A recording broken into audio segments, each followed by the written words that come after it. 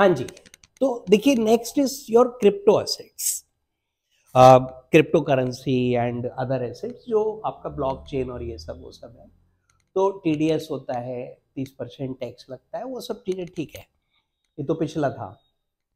अब इस साल उन्होंने कहा रिपोर्टिंग भी होगी, तो अभी तक जो रिपोर्टिंग अथॉरिटीज़ हैं और एआईएस में आपका इंफॉर्मेशन एनुअल इंफॉर्मेशन स्टेटमेंट में आ जाता है, तो उस बार इसको क्रिप्टो का रिपोर्टिंग कंपलसरी किया है। तो इससे जो लोग क्रिप्टो में डील कर रहे हैं डिपार्टमेंट के पास उसका पूरा इंफॉर्मेशन होगा, किस किसने कितना किया है, छुपा नहीं सकते सर ये टनेज टैक्स अलग से चलेगा उसके बाद आपका जो स्टे पीरियड है कोर्ट का और टाइम लिमिट में, वो इंक्लूड क्लैरिफिकेटरी नेचर है, हमेशा से ही ये माना जाता रहा है। टीसीएस,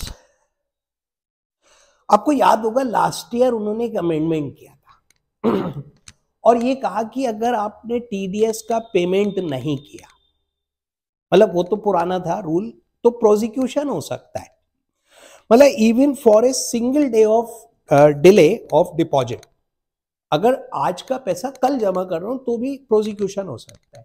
तो उन्होंने चेंज किया कि इम्प्रिजनमेंट नहीं होगी। कब तक नहीं होगी सर? कितनी है prosecution? Minimum 3 months, maximum 7 years. तो उन्होंने चेंज किया कि नहीं करेंगे अगर आप उसको जमा कर देते हो before filing quarterly statement, due date से पहले। जनवरी का 7 फरवरी तक करना है, लेकिन जनवरी फरवरी मार्च का आपको क्वार्टरली स्टेटमेंट 31 मई तक करना है। तो उससे पहले अगर आप डिपॉजिट कर देते हो टीडीएस तो इम्प्रिजनमेंट नहीं होगा। सेम टीसीएस पे ऐड किया, टीसीएस पे लास्ट ईयर रह गया था, इस साल कर दिया। पेनाल्टीज एओ लगाएगा, बहुत डैमेजिंग है ये। अभी तक क्या था इन सेक्शंस में 271C, CA, D, DA, DB, E, जो ऑर्डर है वो तो एओ पास कर रहा है, असेसिंग ऑफिसर, और पेनाल्टी लग रही है जेसी द्वारा, यानी ज्वाइंट कमिश्नर। नाउ एओ को ही पावर दे दी कि भैया तुम्हें लगा दो, बात खत्म। तो इससे क्या होगा, पेनाल्टी के ऑर्डर्स बढ़ेंगे, अभी तक पेनाल्टी कम लग रही है। सर ये क्लैरिफिकेटरी टाइप है, और फेसलेस में जो डिफरेंट स्कीम्स बनानी थी, अलग अलग चीजें गवर्नमेंट को करनी थी, उसकी टाइम लिमिट्स थी, वो टाइम लिमिट्स उन्होंने खत्म कर दी, बोले हम जब चाहें तब कर लेंगे, टाइम लिमिट की कोई जरूरत नहीं। ठीक भी है सर, ये कोई खास इसमें चेंज ऐसा नहीं है। अपडेटेड रिटर्न पे आइए, देखिए इस पे भी बहुत ज्यादा वो है कि 24 महीने यानी 2 साल तक आप अपडेटेड रिटर्न फाइल कर सकते थे। अभी that period has been extended to 48 months, तो आप 48 मंथ तक कर सकते हो। तो 2 साल की जगह 4 साल तक अब हम अपडेटेड रिटर्न फाइल कर सकते हैं।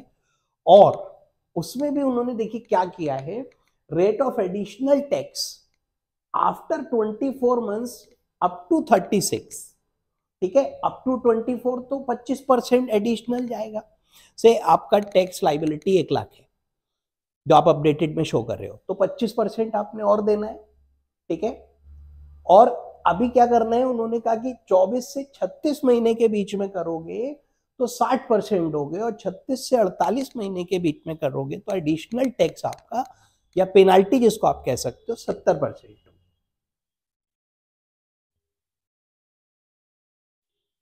स्पेसिफाइड अंडरटेकिंग ऑफ यूटीआई की एग्जाम्पशन का पीरियड उन्होंने थोड़ा सा 2 साल और इंक्रीज किया है, 2025 तक उसको करके गए हैं।